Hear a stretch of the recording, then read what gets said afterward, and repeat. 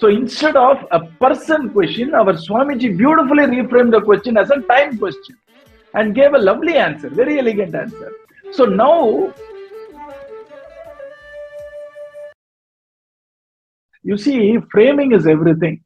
How do you frame a problem? I told you last time the example of a lift going slow was the problem. The whole problem got reframed into not how do I increase the speed of the elevator or lift, but rather the real problem was people were getting restless here. I mean, the lift was coming slow is what they perceived because they thought they spent too much time waiting for the lift. So now instead of solving a problem of how do I change the speed of lift or increase the speed of the elevator, the problem was reframed as how do I make the people feel less restlessness when they are waiting for the lift. And the solution was elegant, economic, and beautiful. Everybody loved it. They just put a few mirrors in the waiting area. Nobody is ever tired of looking at their own lovely self, and it solved the problem. You see, the example I gave with a very mundane example is to reframe. And today, we had a lovely Bhagavatam session with our Swamiji in Chennai, where the students of the various Bhagavatam teachers, they congregated. And as usual, our Swamiji, being his sweet self, allowed people to voice their questions and thoughts, etc. There was one very interesting question which Swamiji very beautifully reframed it. The question asked by one of the Bhagavatam students was a beautiful question. He said, God is common to everybody. Bhagavan Sri Krishna is common to everybody.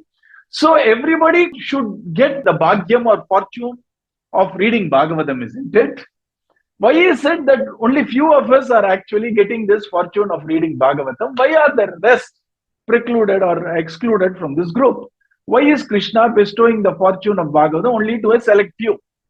Now the question is, see the beauty of this question, how Swamiji reframed the question without re-questioning and gave the answer with a reframed question.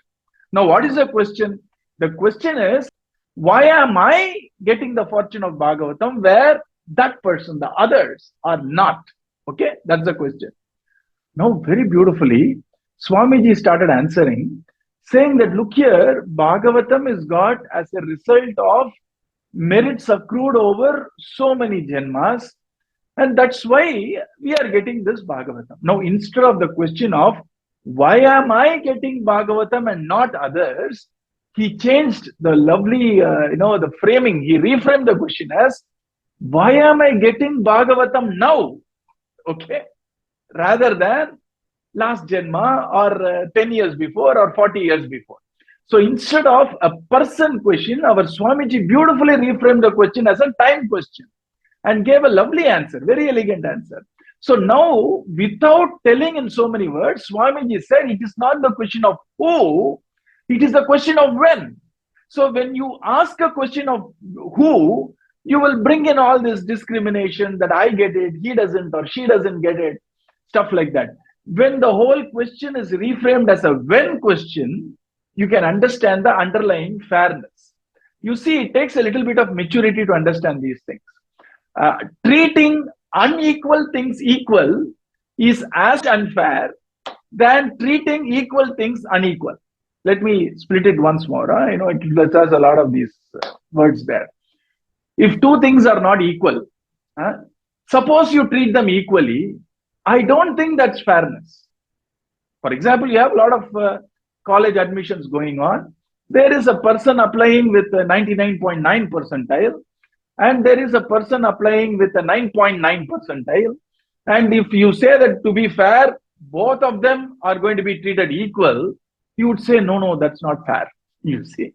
So when you look at two unequal things and treating them equal in that domain, okay, that is not fairness, isn't it?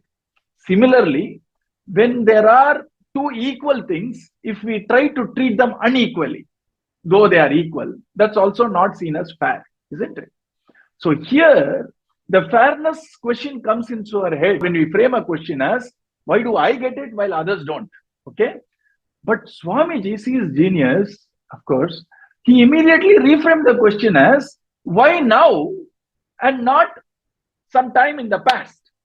So the whole question was, It's not a question of you got it or that person didn't get it. It's a question of we get it now, which obviously has the corollary that the other person is bound to get it at some point of time. And now why did we get it? Our Shastra says that, koti janma samuttena punyena evatu labhyate. And so it is a result. There is a longer process of accruing so-called merits. And because of the accruing of merits, you finally get that Bhagavatam. Why I took this example is the way in which a Mahatma or a Guru somehow makes us see problems. When I say problem, it is merely a question which demands an answer. That's what corporate training has taught me. And it's very well applicable to our spiritual problems or family problems or social problems or whatever it is. The moment I give an emotional baggage to the word problem, it becomes a burden. Obviously, baggage brings in burden, isn't it?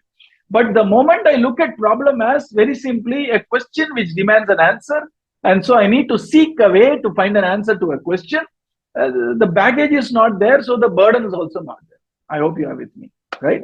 So problem is a practical, real-world question which inspires us or which provokes us to seek an answer. We call it solution, right?